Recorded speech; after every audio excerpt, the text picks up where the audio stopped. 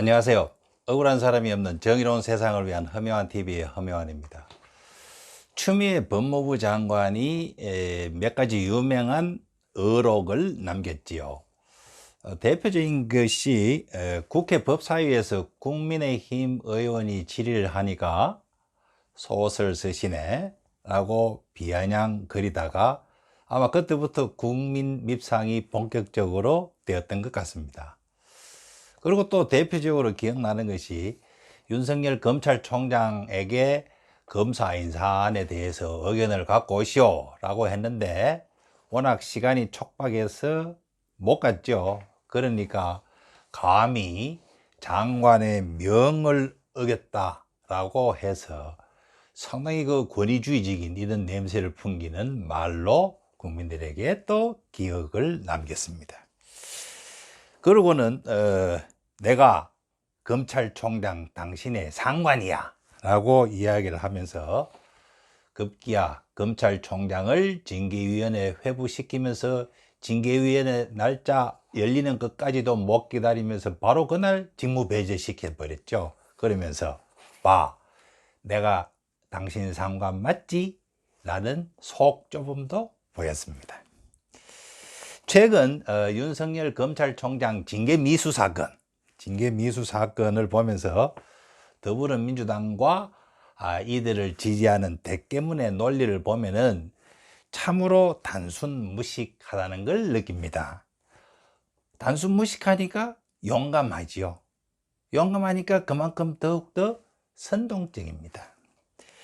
감히 임명직인 검찰총장이 국민이 뽑은 대통령, 문재인 대통령에게 대든다면서 도저히 묵과할 수 없으니까 탄핵시켜야 한다라고 지금 엄청나게 떠들고 있죠. 대한민국은 민주공화국이고 모든 권력은 국민으로부터 나온다라는 이런 헌법 조문을 위대한 헌법학자 개그맨 김재동으로부터 인용이 됩니다. 그 국민이 뽑은 대통령이 문재인이고 그 국민이 뽑은 국회의원이 더불어민주당 국회의원들이기에 임명직에 불과한 윤석열 검찰총장은 문재인 대통령과 더불어민주당 국회의원 이야기를 들어야 한다 하는 이런 논리죠. 쉽게 정리하면 지금까지 이런 논리입니다.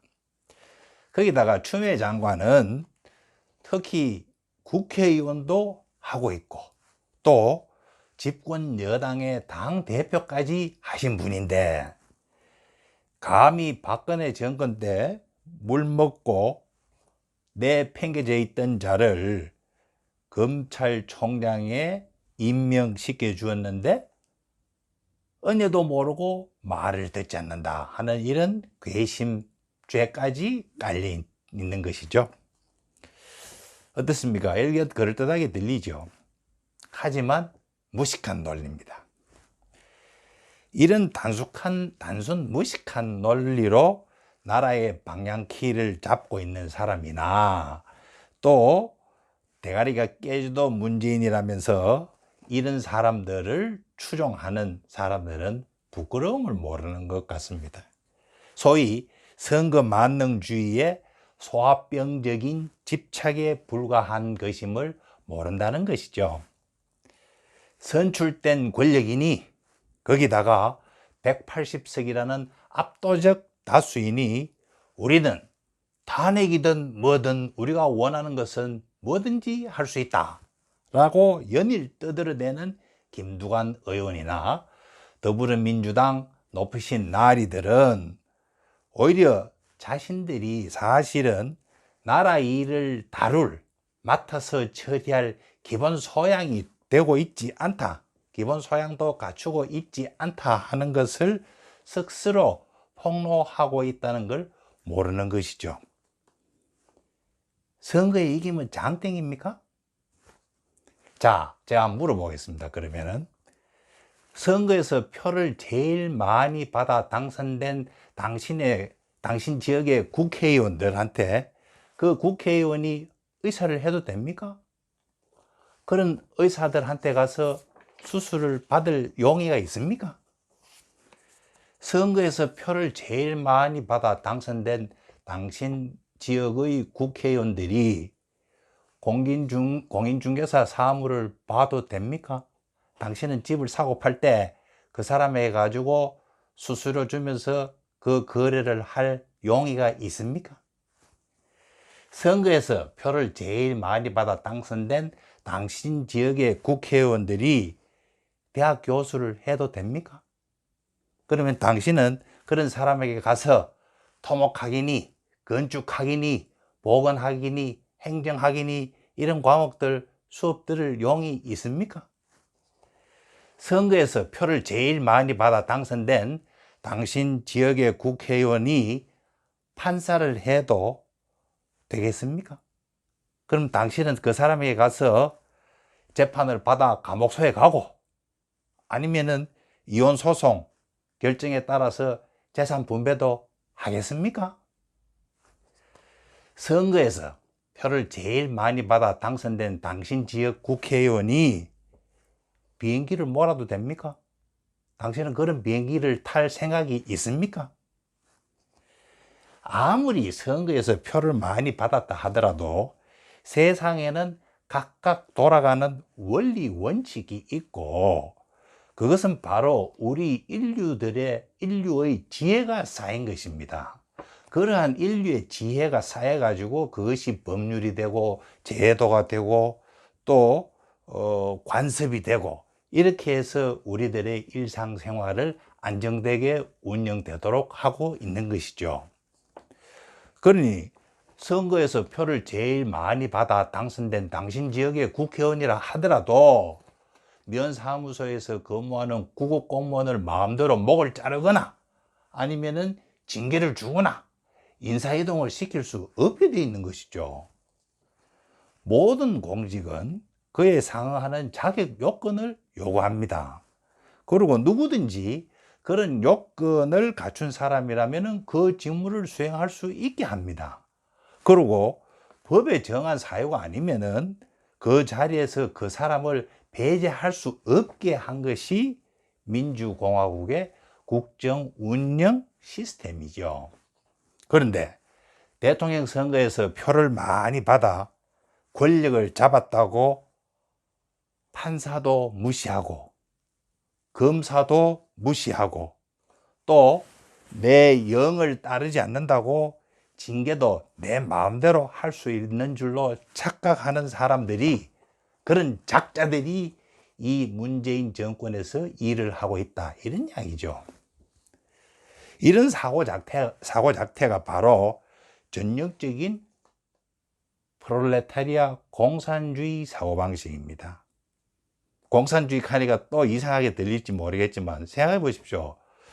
노동자와 농민의 숫자가 자본가와 지주 숫자보다도 훨씬 많기 때문에 민주적인 선거 과정에서 그 절차를 거치면은 노동자와 농민이 권력을 잡게 되고 그래서 권력을 잡은 노동자 농민이 자본가나 지주의 재산도 뺏고 사유재산제도 유린할 수 있다 하는 것이 프롤레타리아 혁명론이죠.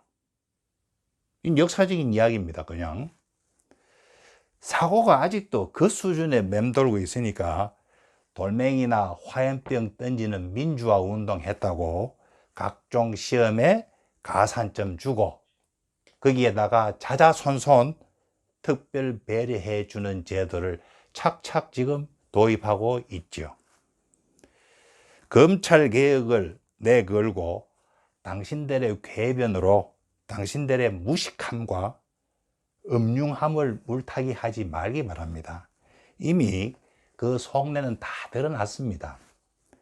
라임 옵티머스 사건, 탈원전 문서 폐기 및 경제성 조작 사건, 그리고 울산시장 하명 수사 사건 등 집권 여당에게 불리한 사건을 윤석열 검찰이 눈치도 없이 마구 수사를 해대니까 집권 여당이 이것이 두렵고 숨기고 싶어서 이런 작태를 벌이고 있다는 것을 국민들이 지금 다 알고 있는 것 아닌가요? 김두관 의원은 윤석열 검찰이 대통령의 탈원전 정책을 수사하는 것이라고 혹세무민하고 있습니다. 지금 이 순간에도 산자부 공무원의 공문서 불법 폐기 은닉과 경제성 평가 조작 사건을 수사하는 겁니다. 대통령의 탈원전 정책을 수사하는 게 아니죠. 그런데도 거짓 선동질 하고 있습니다. 그러면서도 부끄러움이라는 단어를 그가 쓰는 걸 보니까 참 묘한 감정이 듭니다. 윤석열 검찰총장이 중립 의무를 위반하고 반여 친야 여당에 반대하고 야당한테 잘해주는 반여 친야 정치 행위를 수도 없이 했다 하는데 제발 따박따박 그런 사례를 밝혀주었으면 좋겠습니다. 야당인 국민의힘 국회의원을 윤석열 검찰이 어떻게 중립 의무를 위반하고 봐주었다는 것인지 사실을 밝혀야 하지요. 정말 그런 사례들이 있다면 국민들은 당연히 김두관 의원의 주장을 따라줄 겁니다. 선출된 권력이 무엇이든지 할 수 있다는 그런 소위 제발 덜 떨어진 소리 그만해 주기 바랍니다. 그런 함량 미달의 유치원 수준으로 나라를 운영하다 보니까 조용한 날이었고 국민들은 그저 불편하지요.